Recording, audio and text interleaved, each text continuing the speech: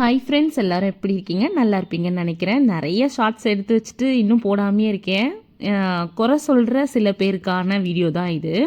என்ன தான் இருந்தாலும் நம்ம எல்லா வேலையும் செஞ்சு முடிச்சுட்டு போனாலும், அதாவது நம்மளோட சொந்தக்காரங்களை விட பக்கத்துக்காரங்களை விட நம்ம கூடவே இருக்கவங்க கூட ஒரு வார்த்தை சொல்லுவாங்க. நீ என்னப்பா வீட்டில் சும்மா இருக்க, ஜாலியாக இருக்க அப்படின்னு சொல்லுவாங்க. ஜாலியாக இருக்கவங்க யாருன்னா வீட்டை சுத்தபத்தமாக வச்சுக்க முடியுமா?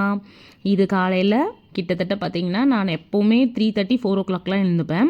ஸோ இருக்கிற வேலையெல்லாம் முடிச்சுட்டு கிளம்பி போனால் கூட நமக்கு ஒரு கெட்ட பேர் இருக்கும். என்ன பேருனா, என்ன ஜாலியாக 2 பையன், ஒரு வேலையும் கிடையாது.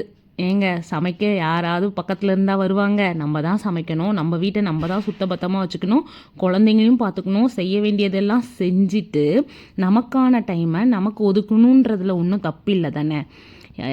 நம்ம நினச்சா மட்டும்தாங்க நமக்கான டைமை நமக்காக ஒதுக்கி வைக்க முடியும். ஏன் அப்படி சொல்கிறேன்னா, நம்ம டைமை யாரும் கொடுக்க மாட்டாங்க, நம்ம டைமை நம்ம தாங்க எடுத்துக்கணும். ஸோ அதுக்காக அப்படியே விட்டுட்டும் போக முடியாது. விட்டுட்டு போனாலும் திரும்ப நம்ம தாங்க வந்து செய்யணும், வேறு யார் செய்வா? ஸோ எல்லா வேலையும் முடிச்சுட்டு தாங்க நான் போவேன்.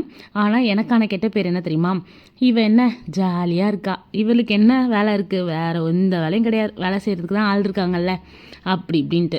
என்ன தான் வேலை செய்கிறதுக்கு நம்ம கூட ஹெல்ப் பண்ண ஒரு அக்கா இருந்தாலும் நம்ம இதர வேலைகள்லாம் செஞ்சுட்டு நமக்கான வேலையை நம்ம செஞ்சுட்டு போயிட்டே இருக்கணுங்க. பேசுகிறவங்க வாயை பேசிக்கிட்டே தான் இருக்கும். நம்ம வேலையை நம்ம பார்ப்போம். தேங்க்ஸ் ஃபார் வாட்சிங்.